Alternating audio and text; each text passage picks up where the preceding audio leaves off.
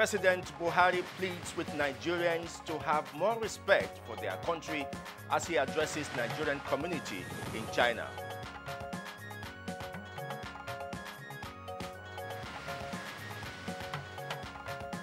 Ahead of 2018 Forum on Africa-China Cooperation, Ministerial Conference deliberates an agenda for the summit.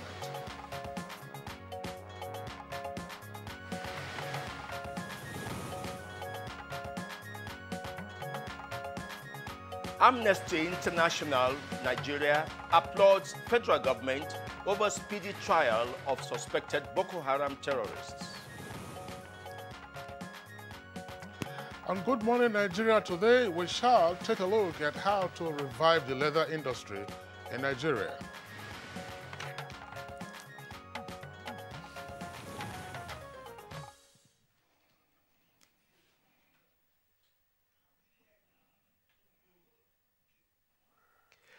Diversification has been one key factor in this administration, and since assuming office, diversification of the economy has been the area this government has gone so far. And one of the key sectors chosen to drive the diversification agenda is agriculture, which of course also has many facets.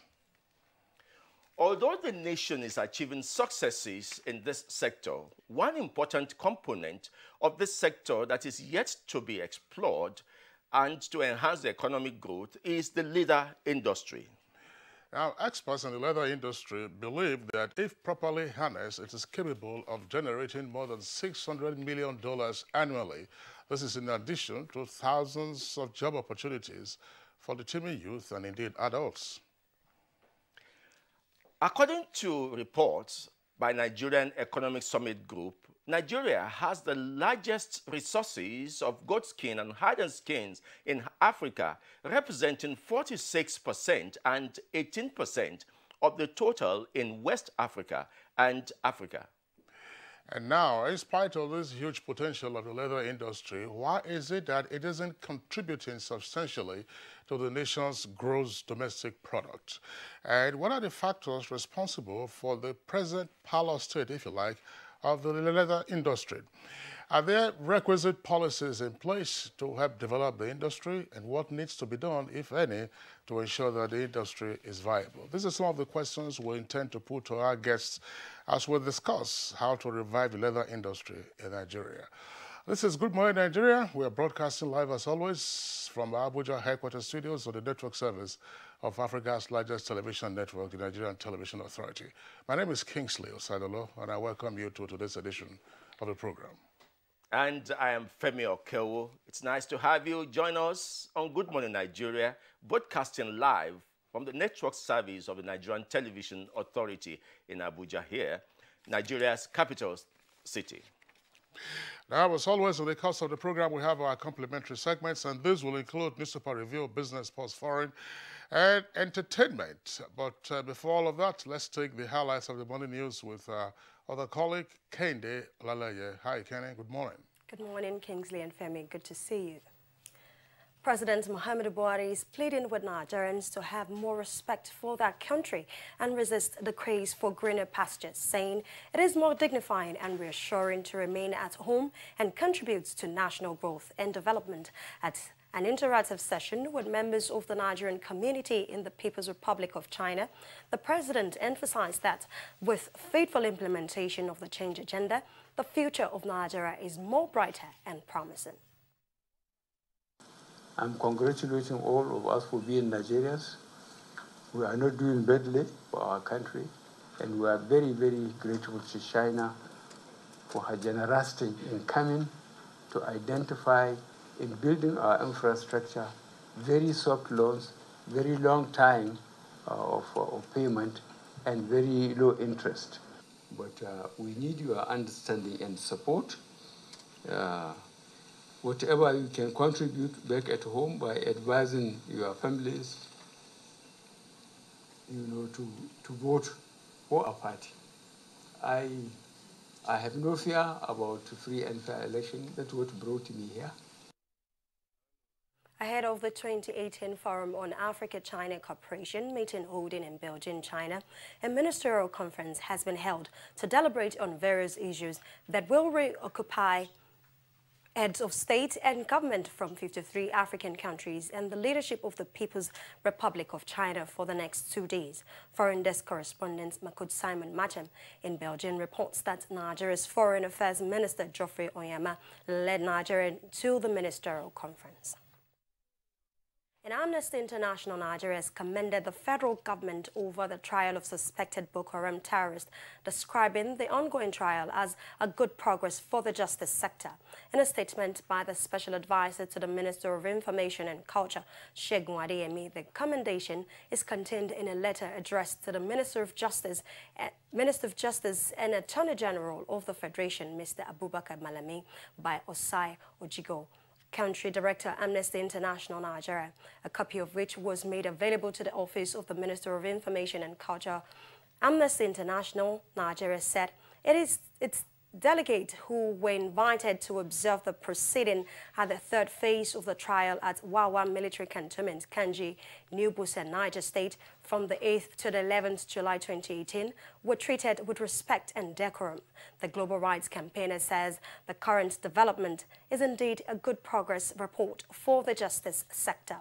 Amnesty International Nigeria expressed hope that it will also be invited to observe further trials. Commenting on the letter, Mr. Malami said it was a clear demonstration of the strategic role of the Federal Ministry of Justice and its commitment to adjudicating terrorism cases, implementing the Criminal Justice Act, and promoting the rule of law and human rights. Yobe State APC party stakeholders say they have no other alternative to APC and President Muhammadu Buhari's administration. This is because they have experienced enhanced security in the last 3 years, which is translated into the revival of people's means of livelihood. The APC stakeholders on the edges of the Buhari Solidarity Support Group made a declaration in Yobe.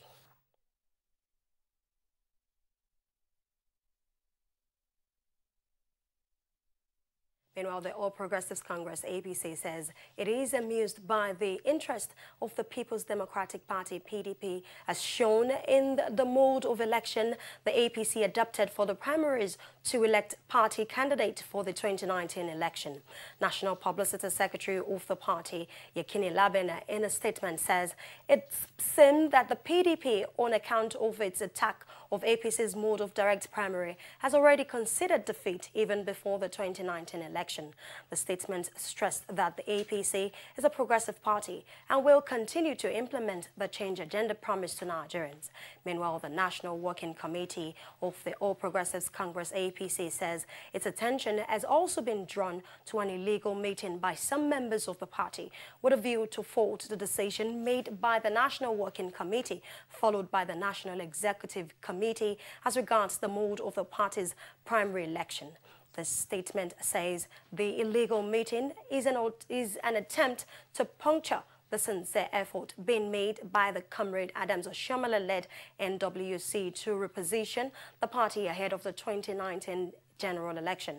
The statement admonished members of the party to disregard such meetings and the outcome in the interest of the party. It urges members not satisfied with the decision of the party to utilize channels provided by the party's constitution to air their views.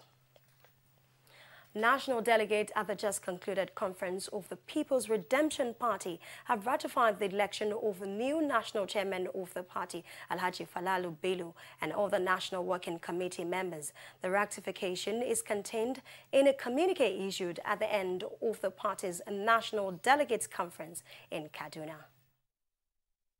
Well, the expectation for the new leadership is that it will promote the wanted and expected and demanded third alternative to the existing political parties.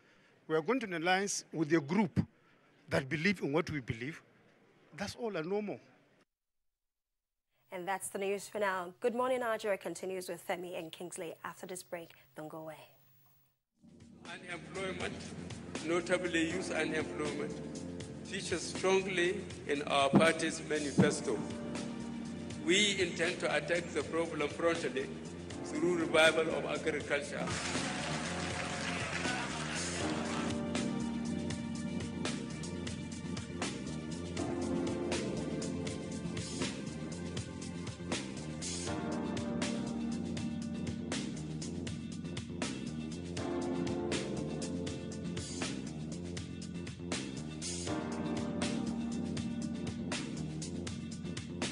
The 30K is going a long way. Actually, I bought an acre of land for 60K like 2012, and presently I have a cassava farm and a yam farm.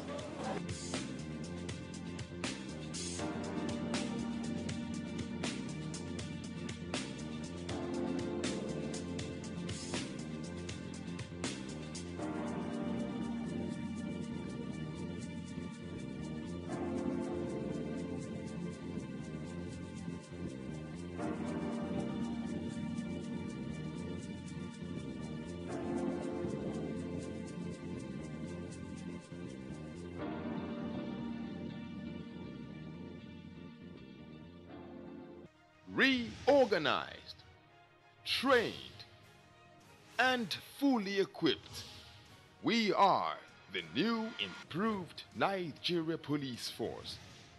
We fight crime. We bust syndicates. Whatever the crime, wherever the hideout, the Nigeria Police Force will get you busted. Stop kidnapping, armed robbery, murder, pipeline vandalism, and other criminal activities. Be productive. Be security conscious. Join the police force to secure your life and property. This message is from the Nigeria Police Force Public Relations Department. Fake news which is shared for malicious purposes is a danger to our peace and security in Nigeria. Misinformation as fake news is a serious threat to our hard-earned democracy and promotes hatred and misunderstanding between our communities. We are all responsible for stopping the spread of fake news in its tracks. So, always check the source and credibility of any news item.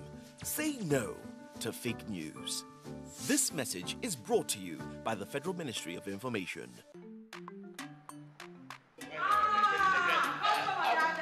Madam.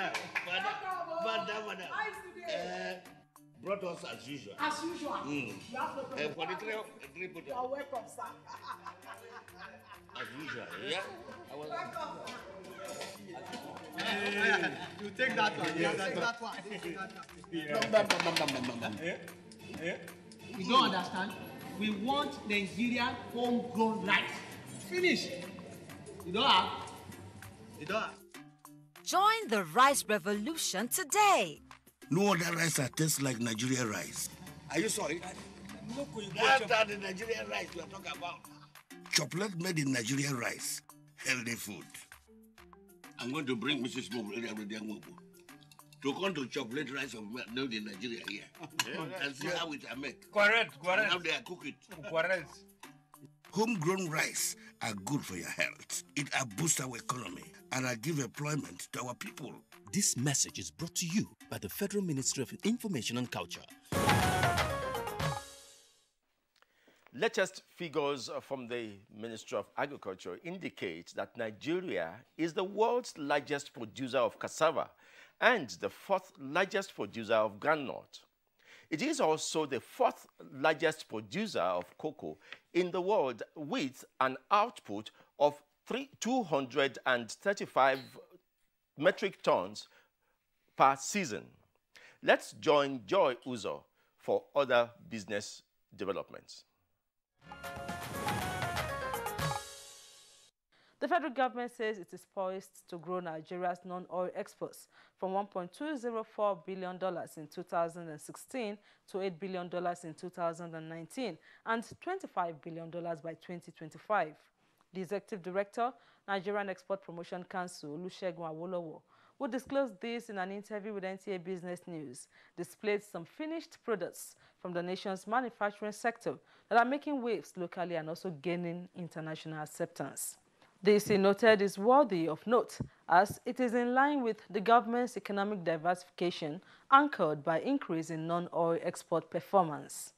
By the time we go full-blown into the international market, I mean, I don't think any country will be able to catch up with us.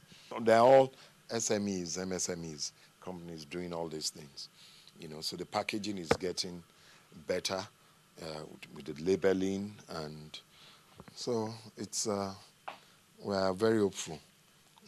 The future is orange.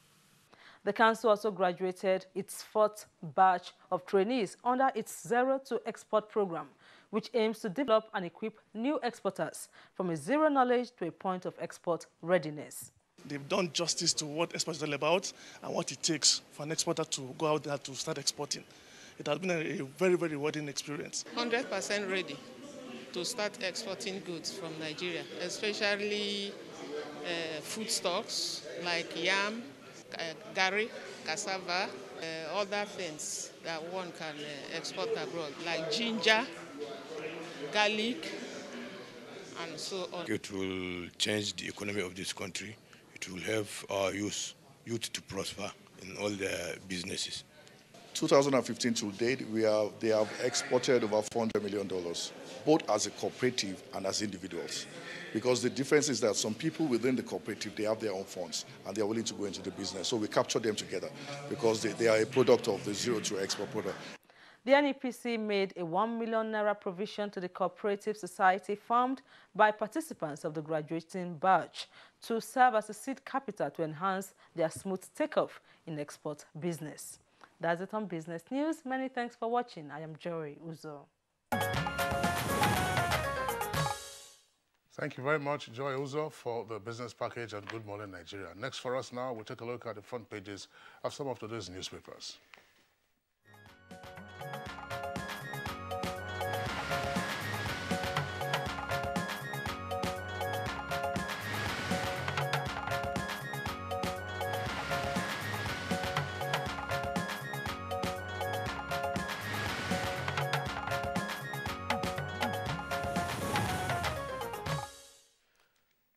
And I welcome you to the newspaper review segment. And we start with The Guardian, that has as its banner story, FRSC officials to bear arms. And Rider build armory in Abuja, send weapons to commands. Second rider is Nigerians kick, say move unnecessary and dangerous. On the top right corner of The Guardian, we see Buhari accuses media of biased reporting on conflicts. Also, on the front page of The Guardian, we have Southern Middle Belt leaders warn FG against plot to sack acting DSS boss. And below that is church drama dies as building collapses during mass in Delta.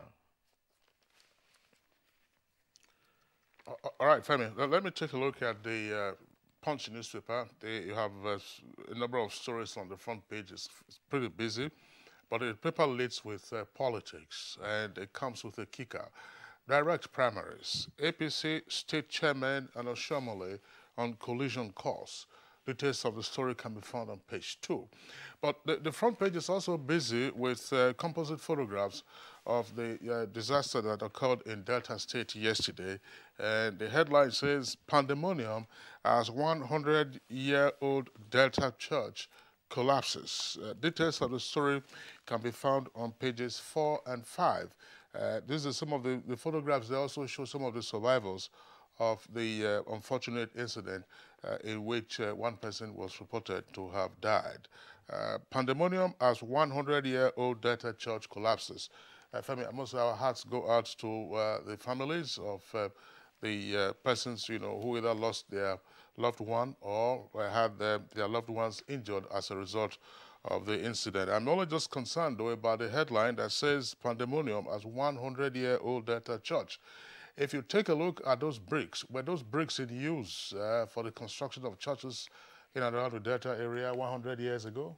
And That would appear to be doubtful. Yeah, and there are reports that that building was being expanded and reconstructed at the time it went down. That's we right. Also see that. Yeah, go ahead, Femi. We also see that the Guardian actually identified, gave a pointer to the personality of the person who actually died. They say he's the church drummer. Specifically. All right. Now, this is not the first time we are having this kind of incident. There was an incident that occurred in Akwa Ibom. That was a couple of years ago.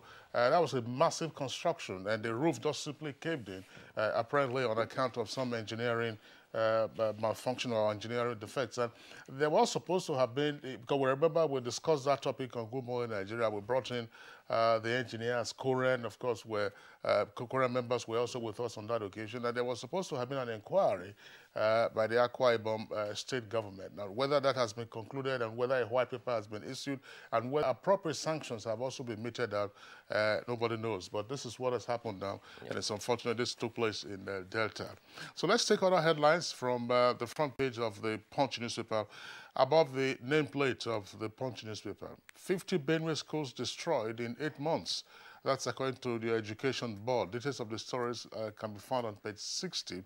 And the destruction, according to the Education Board, occurred on account of the farmers and herdsmen clashes. Buhari accuses media of uninformed reportage of farmers' herders' crisis. That's page 2.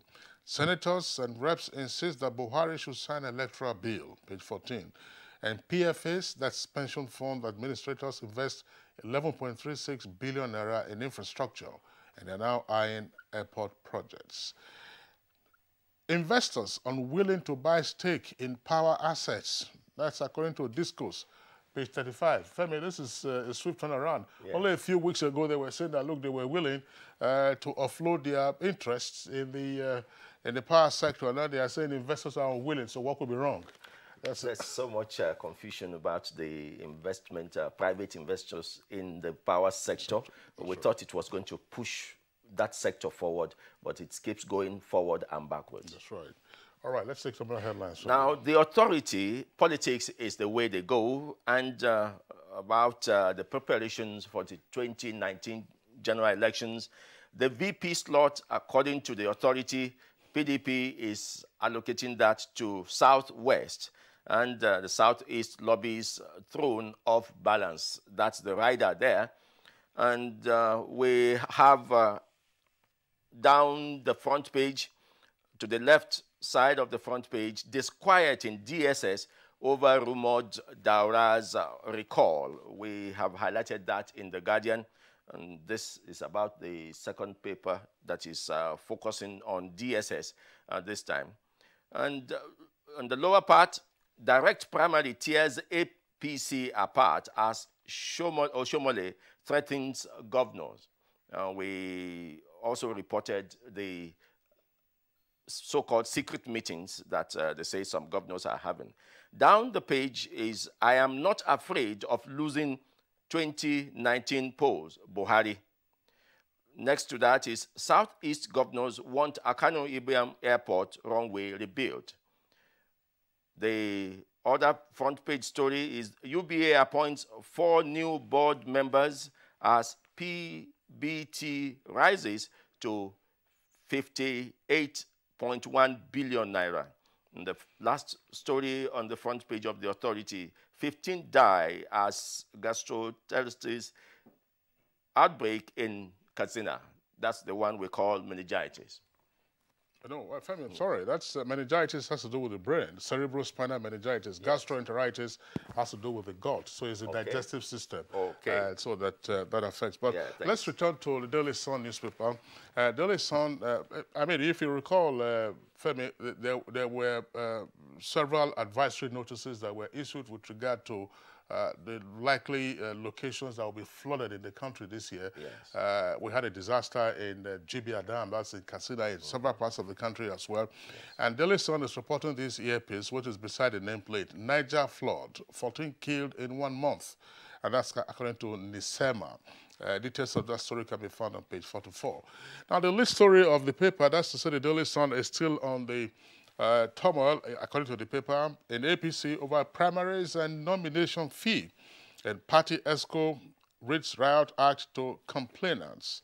Details of the story can be found on page 6. Of course, it's the election season. Yes. The primary season in particular, parties have until just a few weeks to wrap up their primaries, whether direct or indirect primaries. That's the way that the APC says it will go, and I'm sure Nigerians and indeed other stakeholders are watching to see how all of this will unfold. But one critical issue, we also had a conversation on that on Good Morning Nigeria. It's a credible database of your members. That's it. And I think that is what the APC wants to use to conduct its direct primaries. You cannot go direct in primaries if you don't have a solid database of your members. And they just began that, I think must have been a couple of weeks ago to say, oh, listen, get an updated register of all members, which could then be utilized for that particular purpose. But the nomination fee,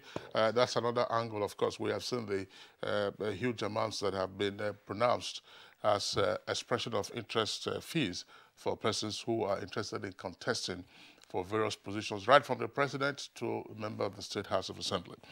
Back to Daily Sun newspaper, below the photograph of the president, the photograph there showing the president and members of his entourage, amongst whom are governors, with some Nigerians after a parley with Nigerians who are living in China. That took place yesterday.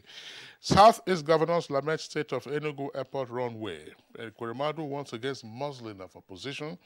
Indigents of constituency obtained nomination form for him. That's page 40. 2019, again, Buhari promises free and fair polls. Page 12. And lastly, at the foot of the front page of the Daily Sun, Kano Emir condemns relegation of Almajiri. That's on page 44. Let's go to the Nigerian pilot as we take first the APC story on the top part of the front page stories that have been put. APC National Working Committee split over mode of primary elections. Then the national vice chairman leads internal opposition, so the Nigerian pilot says. And then next to that is award of 5.9 billion naira or Hafia Arochukwu Road has vindicated me, so says Ohabuwa. And then the banner story is a question: is Wike corrupt? EFCC intensifies probe of 117 billion naira allegation. Zenith Bank MD implicates governor and officials. And EFCC may quiz the SSG and AG others. Below that is plans to reinstate the ex-DSS DG Lawal Daura thickens, and that is being replicated here again on the Nigerian pilot, as we have seen in some other newspapers. And then the reassuring political story on free and fair elections coming from the president himself. I am not afraid of free and fair polls in 2019. Other stories on the front page of the Nigerian pilot. Sign executive order to decongest prisons. Lawmaker urges governors. In fact, this prison thing has been a particular interest to this government, to President Buhari. He constituted a special committee to go around the country and see how prisons can be decongested. That's right. I remember, Femi, you went on the tour with that particular committee. Yes. But just beyond executive order, you don't need an executive order, by the way, to decongest prisons. I mean, you have the prerogative. You need an operational administration of criminal justice process. Absolutely. To be able to do that. Already, yes. We already have in place the prerogative of mercy, which can be deployed. But what is critical with regard to prison congestion in Nigeria is that the infrastructure is inadequate. The fact that new prison houses haven't been built at a pace commensurate with the growth of the population, as well as growth of persons who need, of course, to be denied their liberties while they are while they are serving their terms of imprisonment. Just before we take the editorial, which is from the Daily Independent, you read a story earlier, which is a lead from The Guardian, with regard to the Road Safety Corps now having to bear arms. This has been an issue that has been on for the 30 years or so since the Federal Road Safety Corps has been in existence. And the questions persons have always asked is, look, does the FRSC, does the Corps require guns to control traffic? I don't. That's why part of the story also says the public are already kicking. The FRSC has always argued that possibly the arms are for self-protection, self-defense. But we know how things operate here. It could turn against the operations of the FRSC. We already have too many arms-bearing paramilitary establishments. Do we need guns to control traffic? The obvious answer, as you have indicated, will come from the responses of members of the public. And by the way, there was the argument by the Corps officials, though, that their men had been assaulted and there had been reports of fatalities involving their officials. But these are not daily occurrences. And chasing a traffic offender and bringing a traffic offender to book would not require you to bear an AK-47 or even the lightest weapons, whether a day gun or otherwise. Let's take our editorial now from the Daily Independent newspaper from page 16. Lingering issue of education underfunding. And the editorial begins by saying that the ASU, that's the Academic Staff Union of Universities, has again raised the issue of poor funding of the education sector, proliferation of universities, and shortage of academic staff. That these were the points articulated by the zonal chairman of ASU Nsukka Zone as well as the University of Ibadan at different fora. And the editorial continues that the federal government's budgetary allocations to the education sector in the last 9 years have never reached 10% of total appropriation as against UNESCO's prescription of 26% budgetary allocation to education. And it continues that what we are seeing now is a veritable source of substantial funding, which universities and other institutions of learning have neglected for too long, namely to deploy the intellectual acuity of ASU members in generating funds for their universities. And that's part of what the editorial is saying. While it cannot be denied that education is heavily underfunded in Nigeria, I think while addressing that issue, the authorities should also address the corruption that is in all systems, including the ivory towers. Research funds are not accounted for. Generally, there's allegations that there are heavy corruption in even the ivory towers too. All right, Femi, thanks a lot. Just one point, though. This claim has lingered for so long, and I do recall reading that UNESCO doesn't have a prescription of 26% national budgetary allocation for education, but it keeps being repeated on and on, just of course to make the argument that education is underfunded in the country. And for you to aggregate how much is actually budgeted for education, you have to go from the local level to the state level, right up to the federal level. Yeah. Plus, if you then like as well, private sector endowments. Femi, that's the much that we can take the newspaper review, I believe. So let's just take a short break now. When we return, we'll be kicking in with an economic issue on how to revive the leather industry in Nigeria. Speech is not a joke. It incites genocide and crimes against humanity. Most of Africa's civil wars are caused by hate speech from one tribe against another. We don't want it here.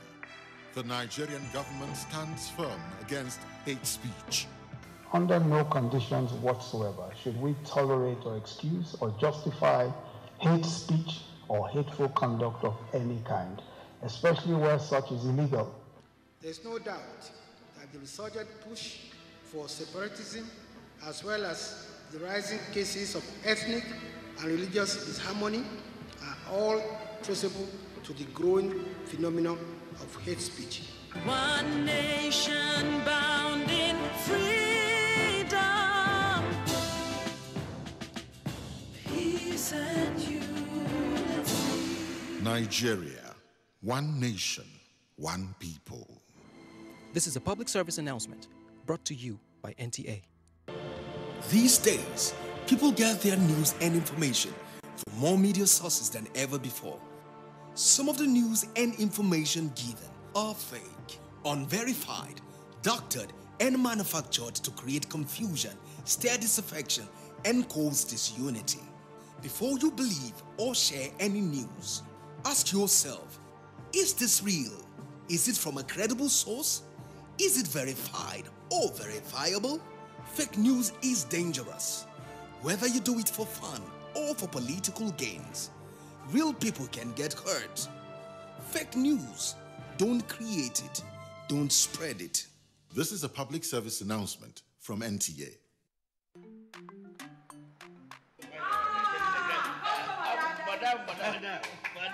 Madam.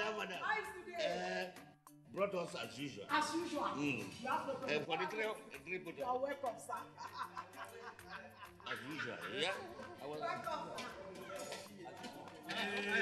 You take that one. You take that one. You don't understand? We want Nigerian homegrown rice. Finish. You don't have? You don't have? Join the rice revolution today. No other rice that tastes like Nigerian rice. Are you sorry? That's the Nigerian rice we are talking about. Chocolate made in Nigerian rice. Healthy food. I'm going to bring Mrs. Mobu to come to chocolate rice made in Nigeria here. And see how it are made. Correct. And how they are cook it. Correct. Homegrown rice are good for your health. It boosts our economy and give employment to our people. This message is brought to you by the Federal Ministry of Information and Culture. For years, the NTA has been promoting science, technology, arts and crafts under the tagged name National Children's Expo. We are set with another edition as we gather children around Nigeria, junior category ages 6 to 12 and senior category ages 13 to 18. The theme for Expo 2018, Achieving Self-Sufficiency in Agriculture, Meeting the Challenges of Security and Exposition of Alternative Energy as Pathways to National Development. Date, October 21st to 25th, 2018. Venue, NTA Headquarters Arena, Area 11, Garki, Abuja. We are set to celebrate the best of innovation across the country. For more information, please call the following numbers. NTA ETV, promoting learning. And now to set the stage for our discussion on the leather industry, let's take this background report from Mitaire Ikwen.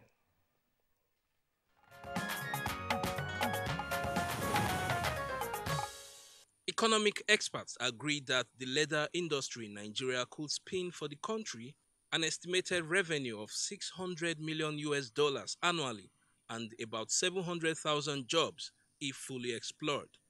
On the contrary, Nigeria still imports about $500 million worth of mostly finished leather products and hide-based leather annually.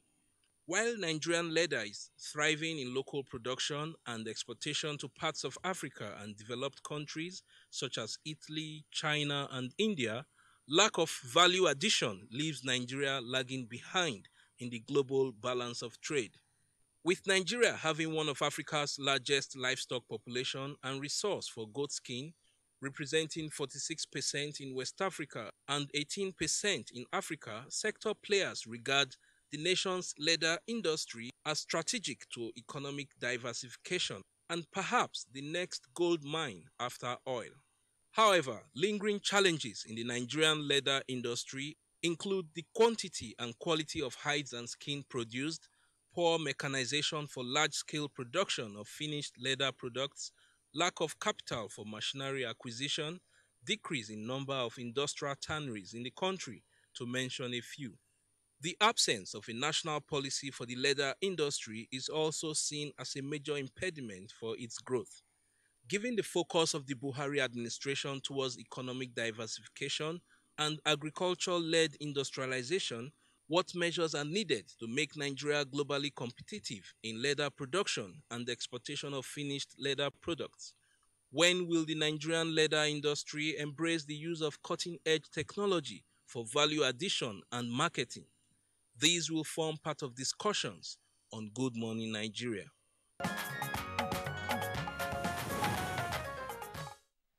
Thank you, Michairi. That sets the stage. And here in the studio, we already have our guests who will be dissecting these issues. I start first from Mustafa Nabegu, Chairman, Leather and Allied Product Manufacturers Association of Nigeria. Mustafa, you are welcome to Good Morning Nigeria. Good morning. We also have Dr. Grema Ghana Mustafa, who is Raw Material Research and Development Council of the Raw Material Research and Development Council, a Deputy Director there. You're welcome to Good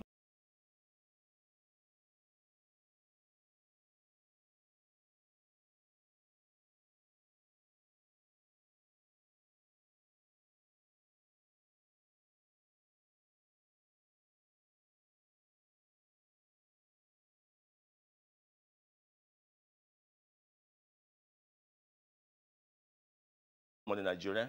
Thank you. Good morning, viewers. Good morning. And also in and each and every person that involved in the collection of raw hide and skin process, no matter where you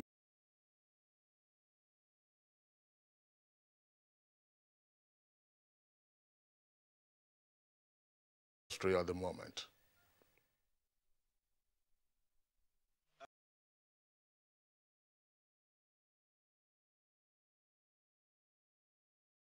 And science technology candidates from different states, particularly in the north, to train these people on this profession. But we don't know what actually happened with the states. They stopped sending these candidates for training. And recently we were discussing with some people, maybe from Sokoto and Kebbi, precisely. They said that a lot of people have retired, and some are not interested in coming to the school. They prefer to go to universities. So these are the challenges we have. But basically, I want to believe that if the rules and regulations of the health and skins is reviewed, with all this in the area of research to develop the raw materials available, and you find that presently about 50 to 70% of raw materials of the leather sector and of course of the textile sectors are imported. And if you look at the critical raw materials, you find that we can actually do a lot. We can substitute a lot of these raw materials that are, that are imported. We can substitute only a few critical ones that we cannot maybe, but even that one,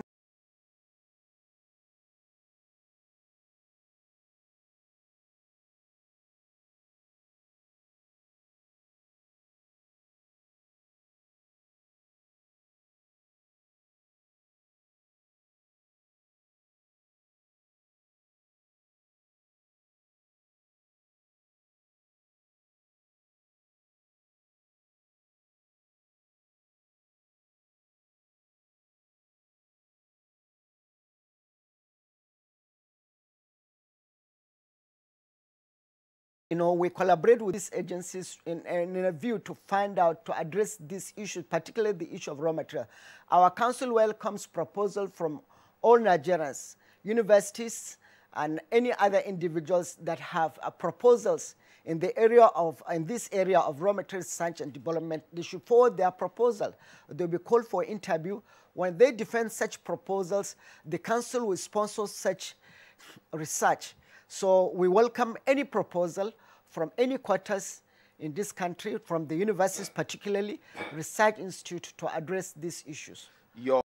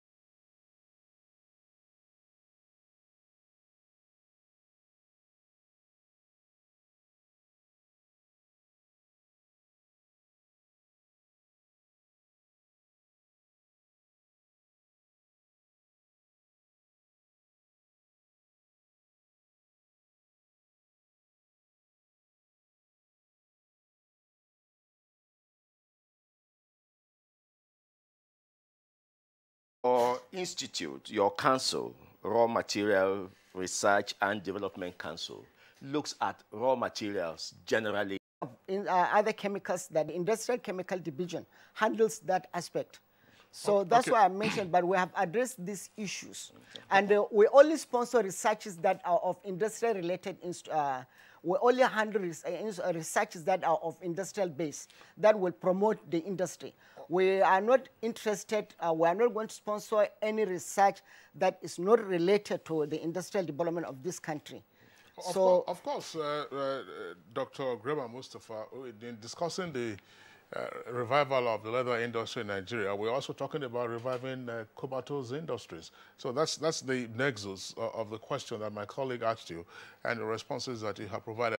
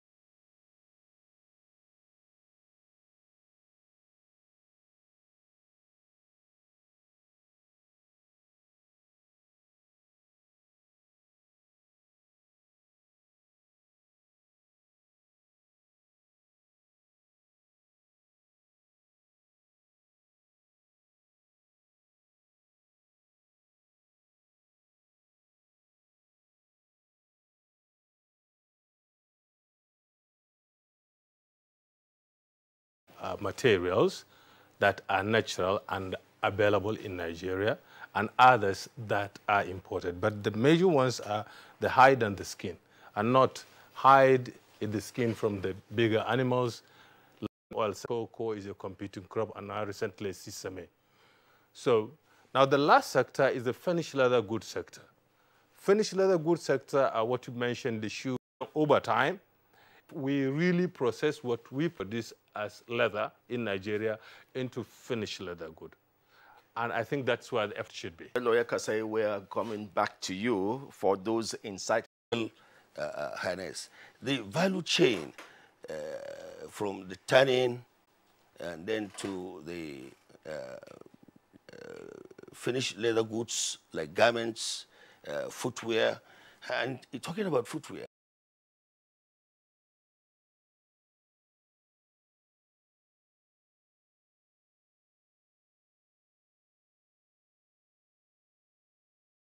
the